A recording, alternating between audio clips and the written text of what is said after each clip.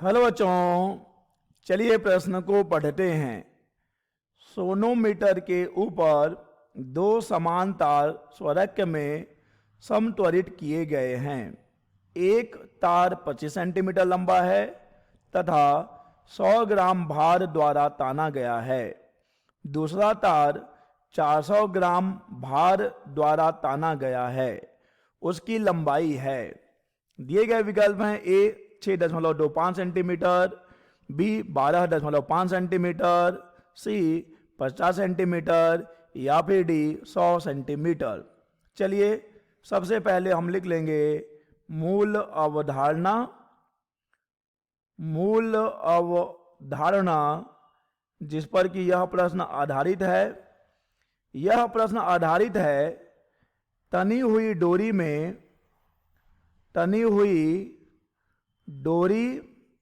में अनुप्रस्थ कंपन पर। तनी हुई डोरी में अनुप्रस्थ कंपन। बच्चों, तनी हुई डोरी में मूल कंपन की आवृत्ति का सूत्र होता है।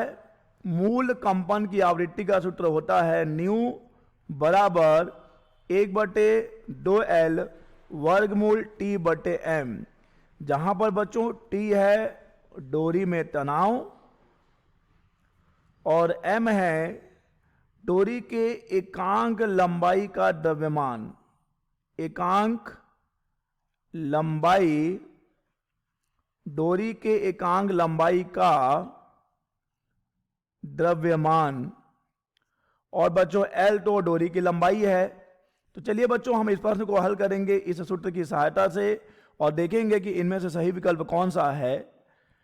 बच्चों, प्रश्न में दिया गया है कि सोनोमीटर के ऊपर दो समान तार स्वरक्य में स्वयंत्वरित हैं, अतः दोनों तारों की आवृत्ति समान है। आवृत्ति समान है बच्चों, आवृत्ति समान है। अब देखिए एक तार 25 सेंटीमीटर लंबा है। चलिए हम पहले तार की लंबाई को L1 ले लेते हैं। तो ये है 25 सेंटीमीटर। पहले तार की लंबाई 25 सेंटीमीटर है। और बच्चों इसमें जो तनाव है वो कितना है? 100 ग्राम भार के इतना, यानी T1 बराबर आ जाएगा 100 ग्राम है तो इसे हम किलोग्राम में लिख लेंगे। 100 गुणा 10 के घात में -3, और इसमें जब G का गुणा करेंगे तो ये भार बन जाएगा। W बराबर होता है M × G। और इतना ही भार बच्चों पहले तार में तनाव के रूप में है। तो ये है तनाव पहले तार में। और दूसरे तार का तनाव कितना बच्चों? T2 का मान है 400 गुणा 10 के घात में -3 G के बराबर।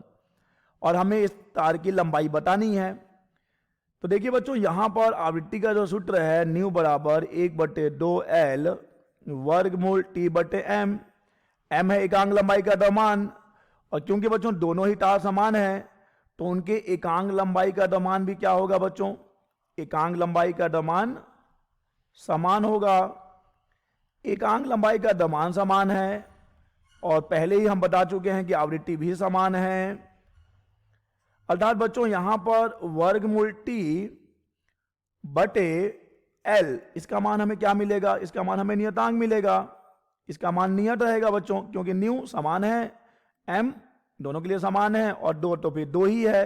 तो वर्गमूल T/L मिलेगा नियत।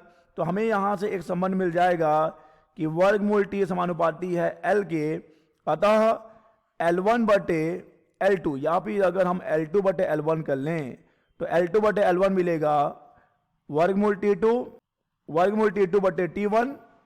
चलिए बच्चों अब हम यहां पे मान रख देंगे। तो L2/L1 हमें मिल रहा है, T2 का मान है 400 गुणा 10 के घात में -3 गुणा G, और ये भाग हो जाएगा 100 गुणा 10 के घात में -3 गुणा G गुरुत्वीय त्वरण, और ये वर्गमूल में है। तो यहां से बच्चों 2 शून्य 2 शून्य कट जाएगा, ये भी कट जाएगा।